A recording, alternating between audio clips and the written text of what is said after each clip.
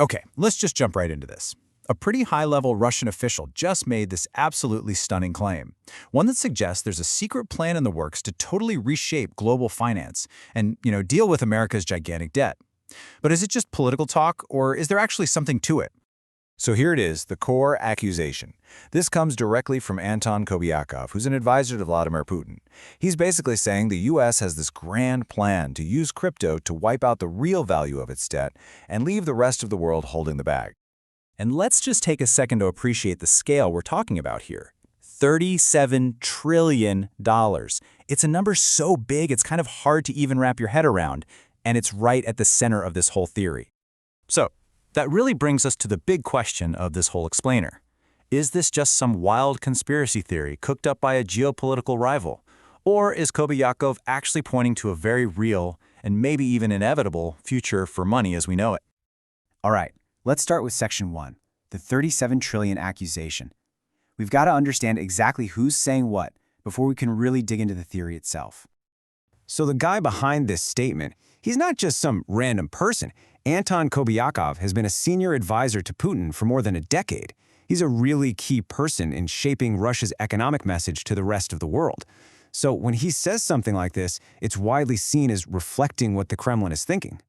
And his claim is very specific. He's alleging that the U.S. plan is to shove its massive debt into what he calls a crypto cloud. And the tool to do it? Stablecoins. The end game? The value of all that debt gets watered down, basically resetting the whole system, but at everyone else's expense. Now for our second section, which we're calling the oldest trick. Because, the main idea here, devaluing debt, it isn't some brand new crypto invention. Actually, it's one of the oldest plays in the government finance playbook. So, what are we really talking about when we say devalue debt? It might sound super complicated, but the concept is actually pretty simple once you break it down. Okay, imagine for a second that all the money in the entire world is just this $100 bill, and I borrow it from you. Now, instead of working to pay you back, I use my special power as the one who issues the currency to just print another $100. Suddenly, there's $200 in the world chasing the exact same amount of stuff, so the price of everything doubles.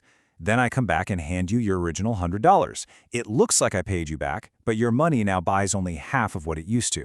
I've successfully devalued my debt. So here's the really crucial point. Devaluing is not the same as defaulting. It's not about refusing to pay your bills. It's about paying back the exact number of dollars you owe, but you make sure those dollars are worth a whole lot less than they were when you first borrowed them.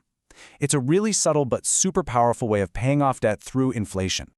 And as you can see from this timeline, the U.S. has absolutely used this strategy before.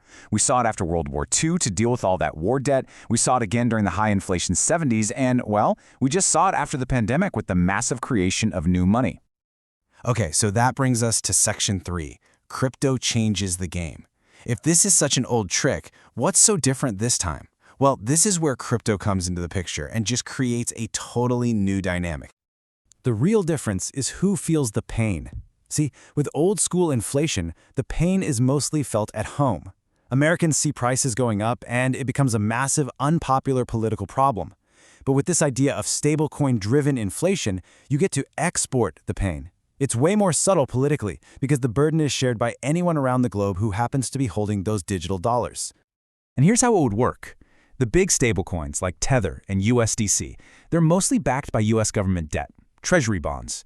So every single time somebody in, say, Argentina or Nigeria buys and holds stablecoins, they are, without even knowing it, helping to finance U.S. debt. So when the dollar's value gets inflated away, all those global holders share in that loss. It effectively becomes a global tax that nobody ever voted for. So for Section 4, let's look at the global reaction. We're calling this a world of distrust. Because, as you can probably imagine, the rest of the world is not exactly excited about this idea, and it's being met with some very deep, historically rooted skepticism. And you don't even have to take my word for it. Just look at the data. Central banks all over the world, especially in countries that aren't in the Western Alliance, have been buying gold at a record-breaking pace.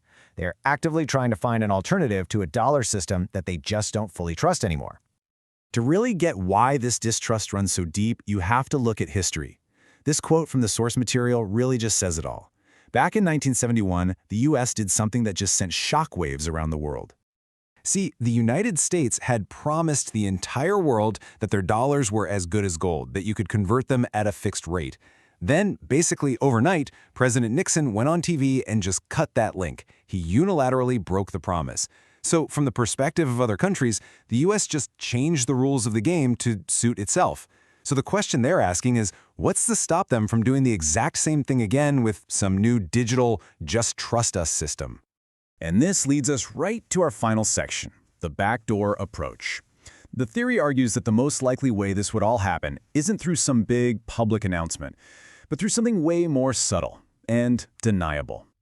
You know, there have been these loud calls from people like Michael Saylor for the US to just go all in, sell its gold, buy up a ton of Bitcoin. But that's a really aggressive move. It would probably cause a global panic. The source here suggests a much quieter path is far more likely. Just let private companies lead the charge. The logic is actually pretty simple and pretty effective. You let a private company, like a MicroStrategy, take all the initial risk and do the hard work of accumulating massive amounts of Bitcoin. It doesn't look like a government plan at all. Then, if and when Bitcoin becomes a vital strategic asset, the government can just step in and take a stake, which is something it's done before with strategically important companies like Intel.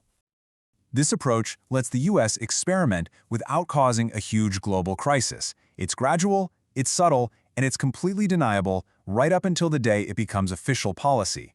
The source argues that a move like this isn't just possible, it might be practically inevitable if the US gets really serious about fixing its debt problem. So we're left with this final question. Is this whole thing just a grand conspiracy theory from a rival nation? Or are we quietly witnessing the very early stages of the biggest financial reset in modern history? The inevitable future of how a superpower deals with its debt in a digital age? The answer isn't clear at all, but the pieces are definitely on the board.